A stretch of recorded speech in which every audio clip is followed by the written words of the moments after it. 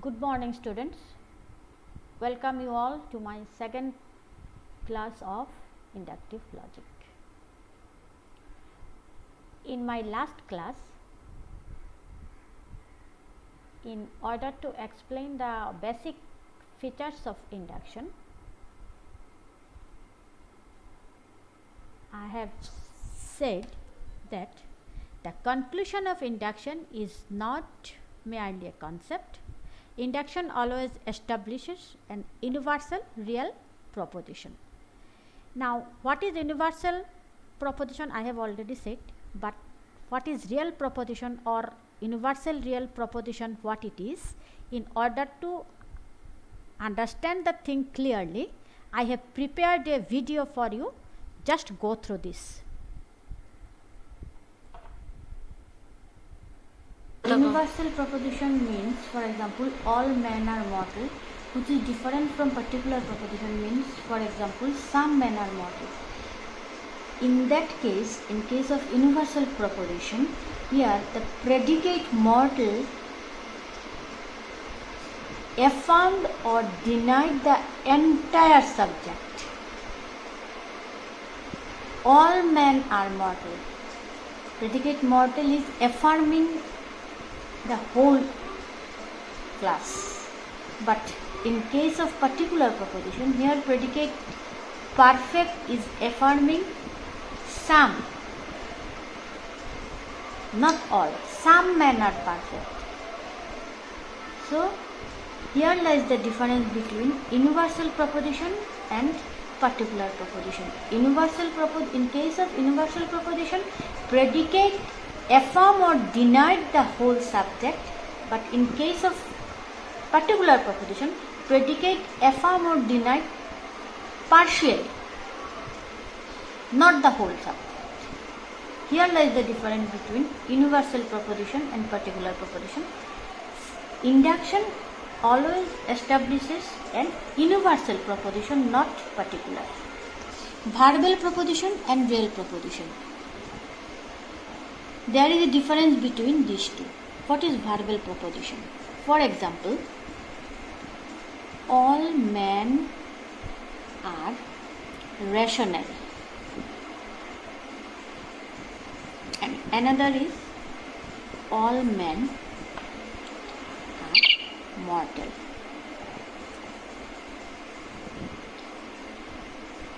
These two propositions are different types of proposition. In case of all men are rational, yet rational is not telling something new regarding subject. That means we all know the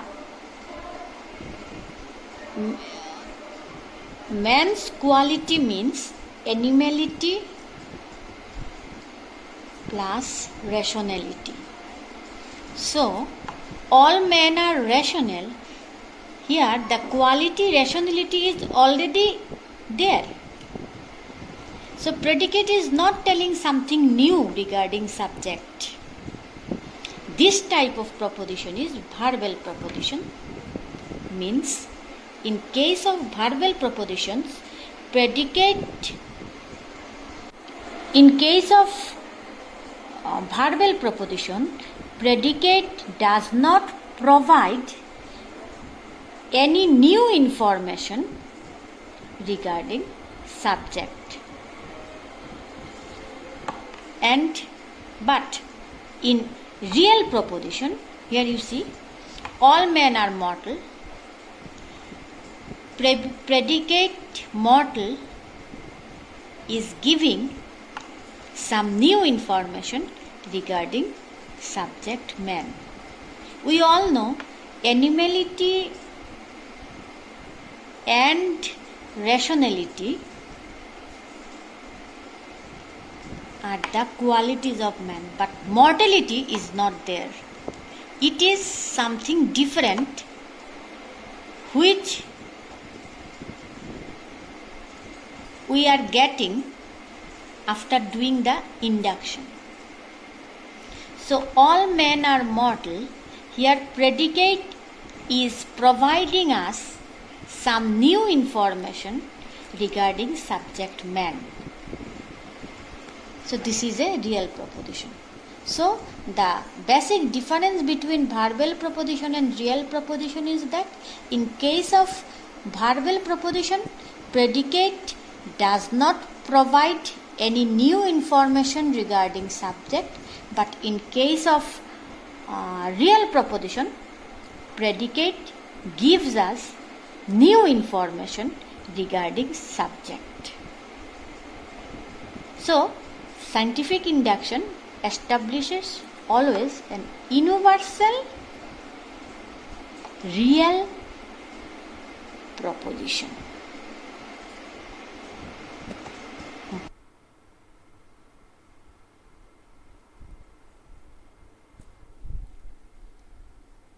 Okay, students, so I think you are clear regarding the universal proposition and verbal proposition. The conclusion of an induction is universal real proposition. Next is the conclusion of induction must be both formally and materially true. Another new terms, formal truth and material truth. As you know, deductive logic deals only with formal truth, means it only concerned the formal validity of an argument. But in case of induction or inductive argument, deals both with formal truth and material truth. What does it mean? If I say, for example, grass is green, now that particular proposition, in logic you say it is argument, grass is green, this is both formally true and materially true, means grass is green. If you look into it grammatically, grammar is right, means form is right, grass is green, and materially it is also true, because we all know really the color of the grass is green. So grass is green, this particular proposition is formally true, means its form is true, and it's materially true also. That means really it is green in color.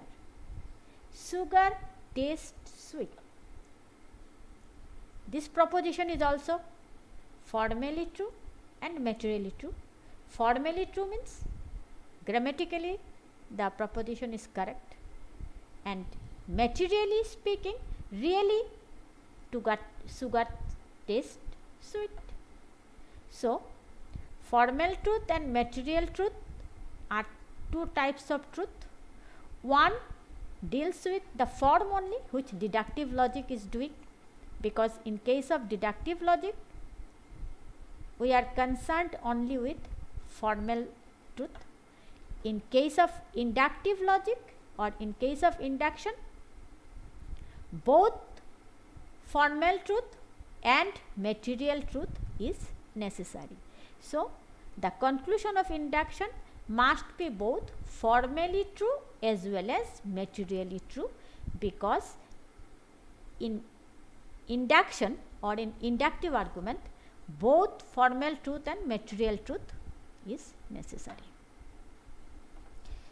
Now the next point, in induction, for the establishment of the conclusion there is a inductive leap from the known to the unknown, or from the particular to the general.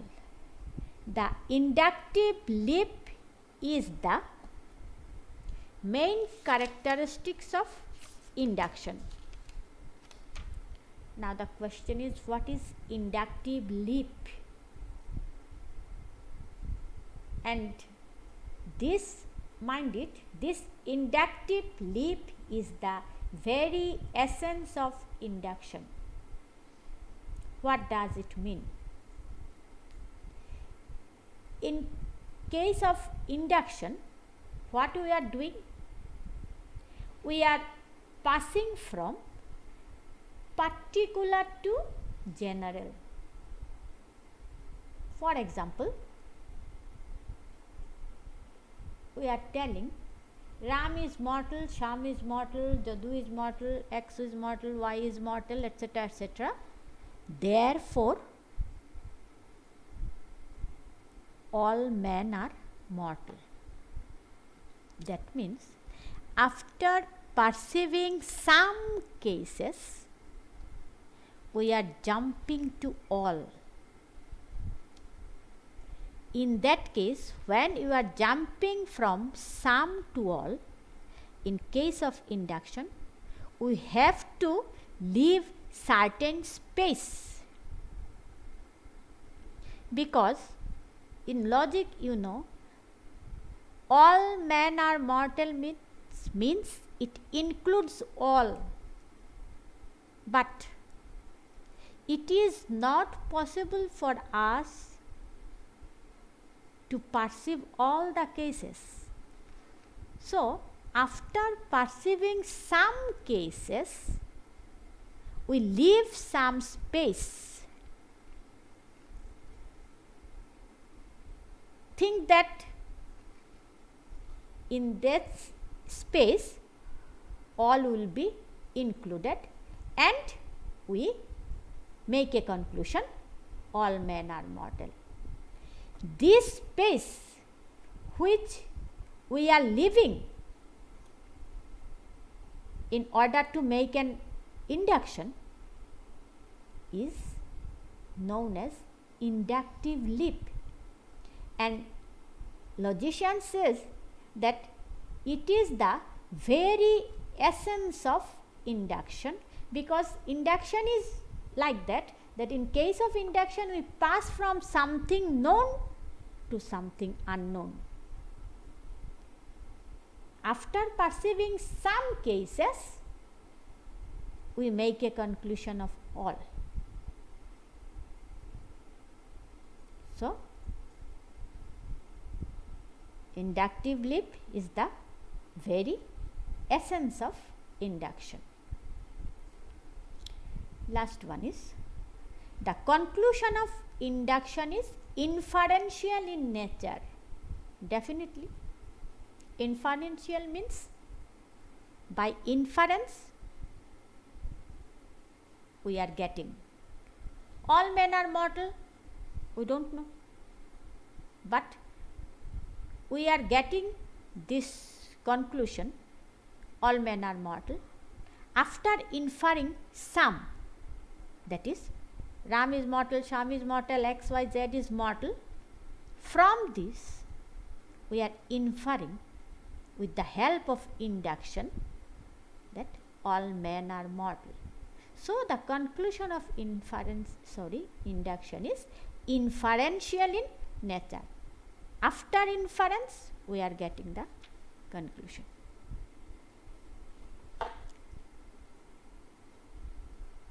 Next is stages of induction. That means, when we are going for induction, there are some stages through which we are to pass. First stage of induction is observation. We are to observe the thing clearly. Observation is the regulated perception of an object or event. I repeat, observation is the regulated perception of an object or event. Mere perception, a blank look, is not observation. When we are passing by, we perceive so many things without knowing what it is, how it is, when it is, etc., etc. So, simply perceiving something without any rules, without any system, without any discipline, it is not observation. Observation is always disciplined and systematic. What you observe, it should be a systematic one, a disciplined one. If we want to observe malarial fever in order to ascertain its cause, we shall have to observe some patients suffering from malaria with special attention. This is observation. Next stage of induction is formation of hypothesis. What is hypothesis? Hypothesis is a provisional supposition which we make in order to explain some fact that needs an explanation. I repeat, hypothesis is an provisional supposition.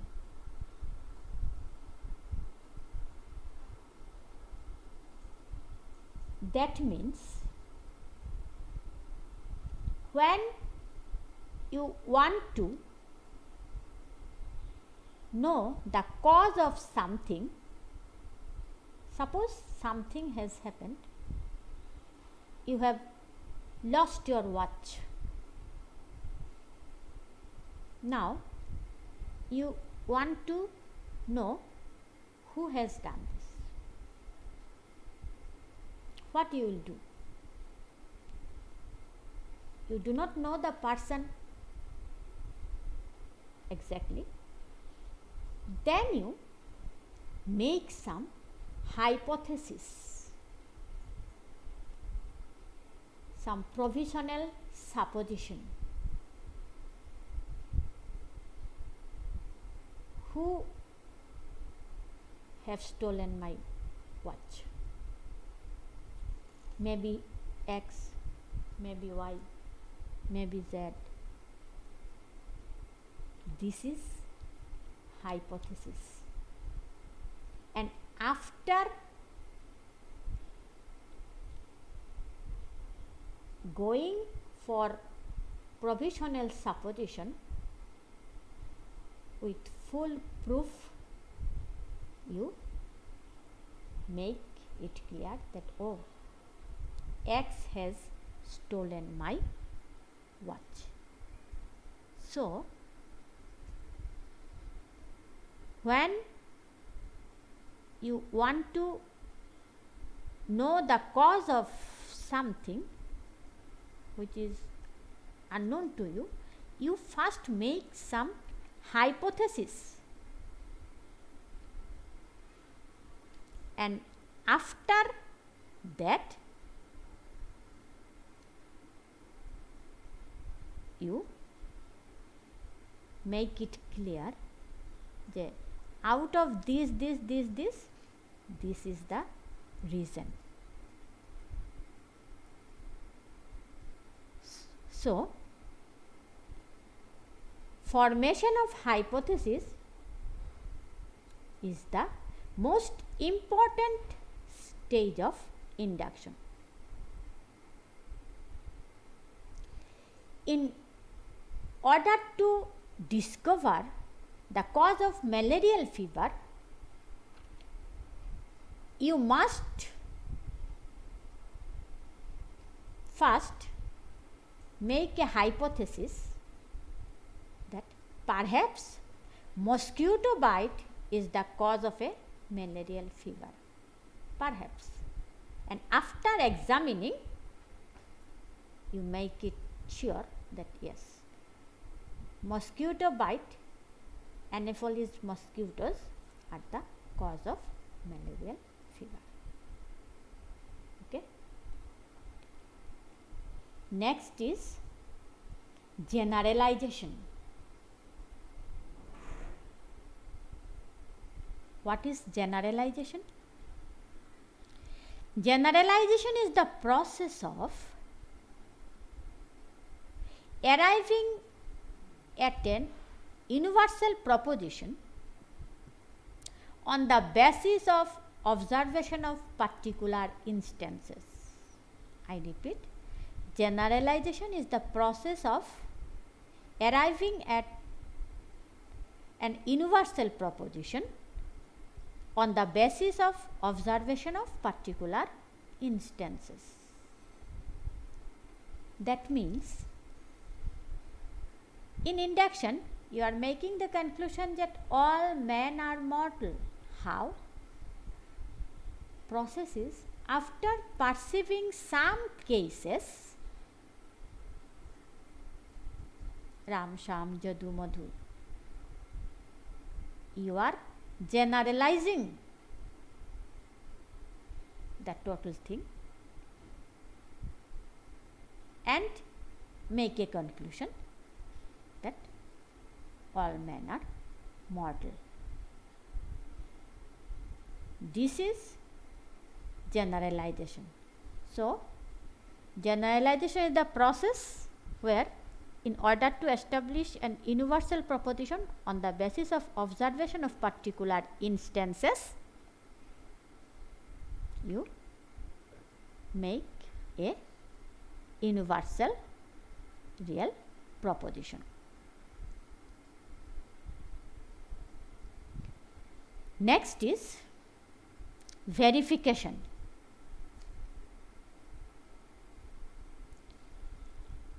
After establishing an universal real proposition as a conclusion in case of induction, it needs to be proved.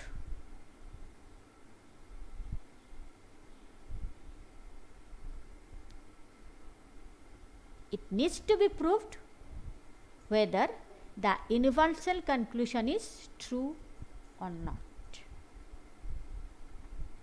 So, you have to prove it by verification. So, these are the stages of induction.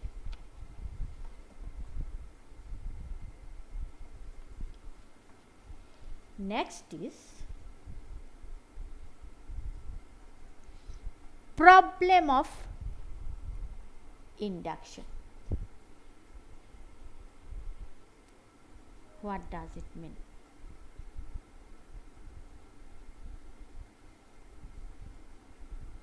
All of a sudden, why we are talking about the problem?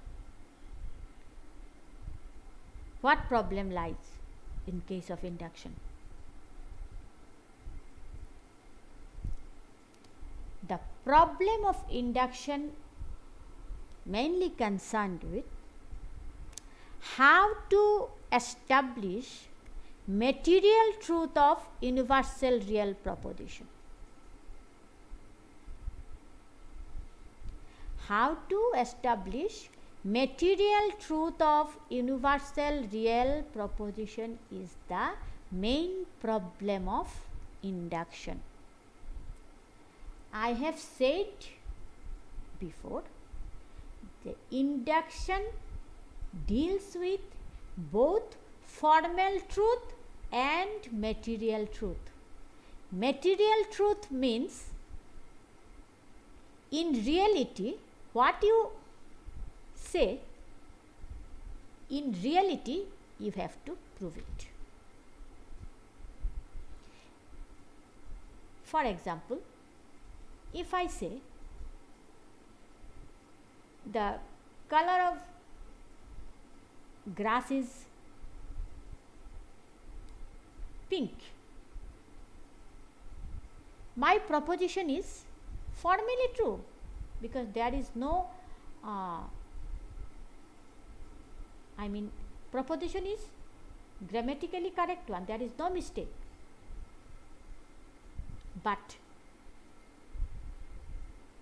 materially the proposition is wrong, false, because we all know the color of grass is not pink, it is green. So the color of grass is pink, that particular proposition is formally true but materially false. But grass is green, that particular proposition is both formally true and materially true also. So induction deals with formal truth as well as material truth. But the problem of induction is here only. In case of induction, we establishes an universal real proposition. All men are mortal, all crows are black, all swans are white, etc., etc. Question arises, how do you know all men are mortal? How do you know all crows are black? How do you know all swans are white? You have not perceived all. How will you explain the material truth of the particular conclusion? All men are mortal, or all swans are white, or all crows are black. How to establish the material truth of universal real proposition?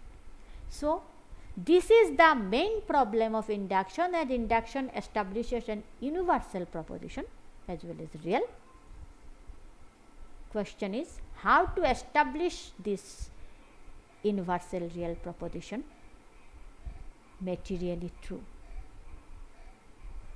So how to establish material truth of universal real proposition is the main problem of induction. In this regard, logicians suggest two fundamental principles or laws.